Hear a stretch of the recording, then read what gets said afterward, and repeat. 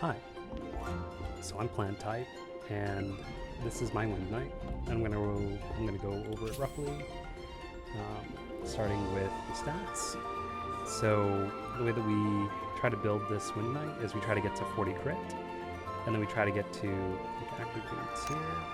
We try to get to plus 20% attack speed to make the gameplay feel more smooth and to fit an entire rotation inside of one rotation. That's pretty important. For the talents, let's get everything in the first one. We get Tornado Dance for the raw damage. We get our sharp expansions times 3. That gives us 6 total sharps. And then we get here sharp advancement. Make sure to get chasing step. Battle cry is good, but you just want to get everything here in the bottom. The break style is important because this allows us to ignore the target armor when you crit. Chasing step, air dance strike, instant edge combo, and typhoon sharp impact. That's going to evolve your skills. And then from here, for modules, you just want to stack attack speed and crit. You can get other things if you have really good modules, but I don't. I just use the level 70 weapon, and I just aim for luck and crit.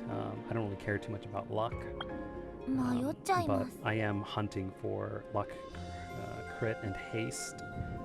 So I'm using the rune set because it's got a really good set here, or a good passive. And then I'm just using it to get my crit and my haste here. Same thing, crit, haste, even here, crit, strength is best, crit, haste, crit, attack, crit, haste, attack speed, crit, haste, and again with the crit haste. And then I'm also in the process of working on my void set for level 80 gear, and I do want to get the 2-piece set. When I get both bracelets, I'm going to switch those first, because the bracelets, they don't naturally come with crit, so the only way to get them with crit is through the craftable set.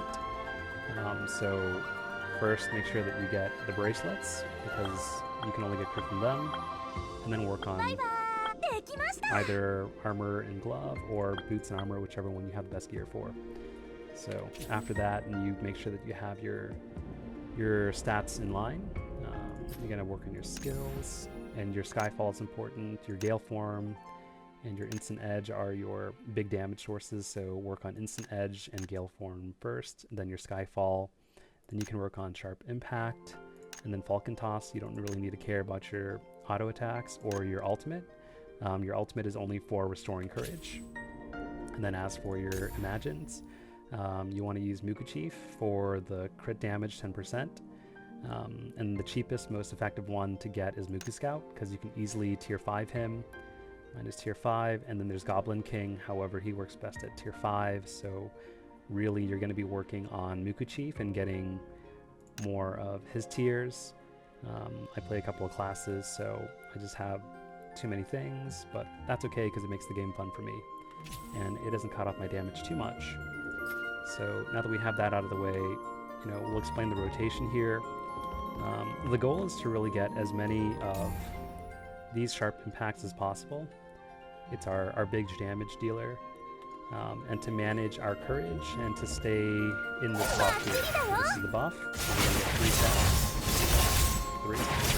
And then we're going to cast Edge, which is going to give us, when we use 20 attacks of Sharp, it's going to let us use Sharp Impact. And then the upgraded version of Falcon Toss, Azure Server, allows us to gain 3. So you just want to keep that in mind. And everything is about trying to balance your courage, that way you're not maxed out.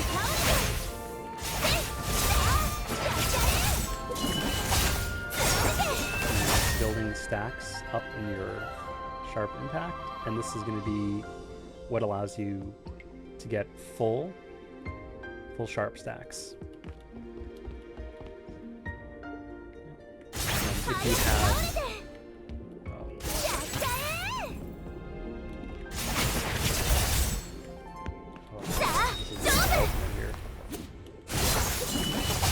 get it, it's going to give you full stack.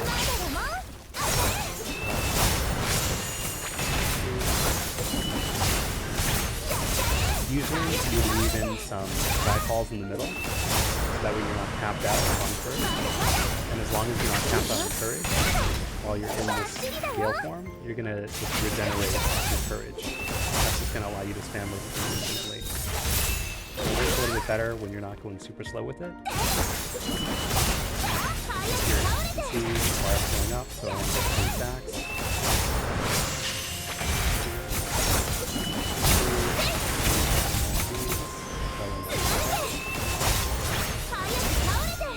And then just using all your battle imagines as they come up. And so you could slow it down, but that's pretty much the gist of it. Just use your imagines first up. As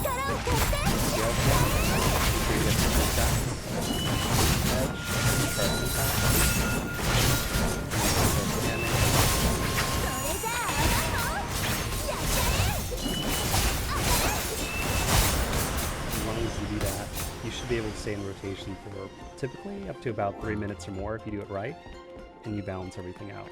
And now, there's a couple of tips and tricks with the class. So, obviously, one puts you in the air. Obviously, your skyfall puts you in the air, and you can glide from there to dodge things. But if you're out of range,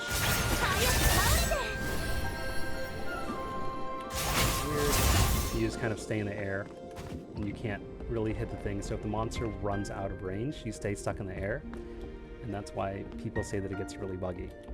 So the next thing is, when you're up in the air, you need to come down. You need to use a skill, anything other than Skyfall, and that'll return you to the ground. That's going to allow you to use your imagines or your other skills. The only skill that you can use in the air, well, one of the main skills you can use in the air is your Gale Form. You can use Sharp Impact, and you can Gale Form in the air.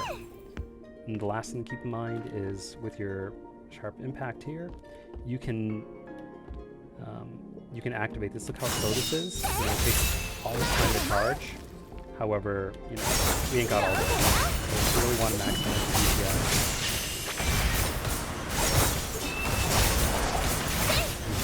Slow rotation here.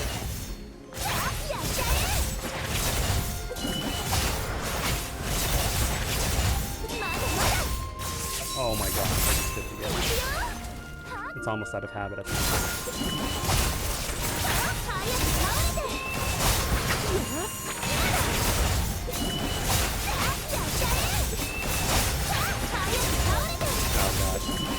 Coming up, when you're on the ground, you can cut the animation time by jumping and then pressing it.